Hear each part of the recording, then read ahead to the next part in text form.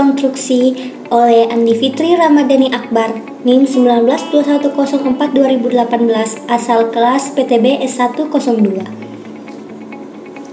Ada 3 konsultan. Yang pertama, konsultan proyek. Yang kedua, konsultan perencana. Yang ketiga, konsultan pengawas. Konsultan proyek merupakan badan usaha atau perorangan yang diminta owner atau pemilik proyek untuk mengawasi pelaksanaan proyek sehingga pelaksanaan proyek dapat berjalan dengan baik dan dapat selesai dengan cepat. Adapun tugas konsultan proyek. Yang pertama, mengelola administrasi dalam kontrak kerja. Yang kedua, melakukan pengawasan selama proyek konstruksi berjalan. Yang ketiga, melampirkan atau membuat laporan pekerjaan yang diserahkan kepada pemilik proyek. Yang keempat, memberikan saran atau pertimbangan kepada pemilik proyek maupun kontraktor. Yang kelima, melakukan koreksi dan memberikan persetujuan mengenai hasil gambar atau shop drawing yang diajukan oleh kontraktor sebagai pedoman pelaksanaan proyek. Yang keenam, memilih dan menyetujui tipe dan merek bahan atau material konstruksi yang diusulkan oleh kontraktor agar sesuai dengan harapan pemilik proyek namun tetap berpedoman dengan kontrak kerja konstruksi yang sudah dibuat sebelumnya. Yang kedua, ada konsultan perencana. Perencanaan di awal proyek yang matang dan dilakukan secara profesional akan menghasilkan sebuah pedoman dan rencana pelaksanaan proyek konstruksi yang baik, yang nantinya akan turut menentukan kesuksesan sebuah proyek. Disinilah dibutuhkannya konsultan perencana yang profesional sehingga keberhasilan pekerjaan dalam suatu proyek bisa dicapai. Tugas konsultan perencana: 1. Mengadakan penyesuaian keadaan lapangan dengan keinginan pemilik proyek. Yang kedua, membuat gambar kerja pelaksanaan, membuat rencana kerja dan syarat-syarat pelaksanaan bangunan sebagai pedoman pelaksanaan.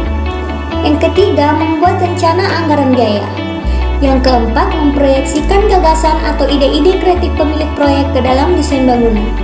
Yang kelima, melakukan perubahan desain apabila terjadi penyimpangan pelaksanaan pekerjaan di lapangan yang tidak memungkinkan untuk dilaksanakan sesuai dengan kontrak yang telah dibuat. Keenam, mempertanggungjawabkan desain dan perhitungan struktur bangunan jika terjadi kegagalan konstruksi.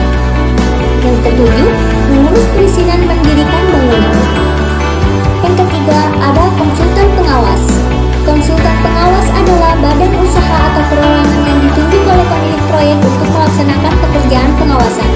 Dalam mengawasi proyek konstruksi, tentunya dibutuhkan sumber daya manusia yang ahli di bidangnya masing-masing seperti teknik sipil, arsitektur, mekanikal, elektrikal, listrik, dan yang lain, sehingga sebuah bangunan dapat dibangun dengan baik dalam waktu cepat dan efisien. Tugas konsultan pengawas. Yang pertama, menyelenggarakan administrasi umum mengenai pelaksanaan kontrak kerja. Yang kedua, melaksanakan pengawasan secara rutin dalam perjalanan pelaksanaan proyek. Yang ketiga, menerbitkan laporan prestasi pekerjaan proyek berdasarkan laporan teknis dari konsultan perencana untuk dapat dilihat oleh pemilik proyek. Yang keempat, konsultan pengawas memberikan saran atau pertimbangan kepada pemilik proyek maupun kontraktor dalam pelaksanaan pekerjaan. Yang kelima, mengoreksi dan menyetujui gambar shop drawing yang diajukan kontraktor sebagai pedoman pelaksanaan pembangunan proyek. Yang keenam, memilih dan memberikan persetujuan mengenai spesifikasi, tipe, dan merek yang diusulkan oleh kontraktor agar sesuai dengan harapan pemilik proyek namun tetap berpedoman dengan kontrak kerja konstruksi yang sudah dibuat sebelumnya. Mengapa jasa konstruksi menjadi potensi bisnis yang digelui? Karena jasa konstruksi sesungguhnya merupakan bagian penting dari terbentuknya produk konstruksi. Jasa konstruksi menjadi arena pertemuan antara penyedia jasa dengan pengguna jasa. Di Indonesia maupun di dunia tidak akan lepas dari pembangunan, di mana pembangunan ini pasti akan membutuhkan jasa konstruksi, baik dari konsultasi maupun pelaksanaan pekerjaan. Itulah mengapa bisnis jasa konstruksi ini sangat baik untuk dijalankan asalkan sesuai dengan ilmu dan kemampuannya. Jasa konstruksi pada prosesnya akan menghasilkan produk akhir berupa bangunan atau bentuk fisik lain, baik berupa sarana maupun prasarana yang nanti akan menjadi pendukung kemajuan di bidang ekonomi, sosial maupun budaya. Terima kasih.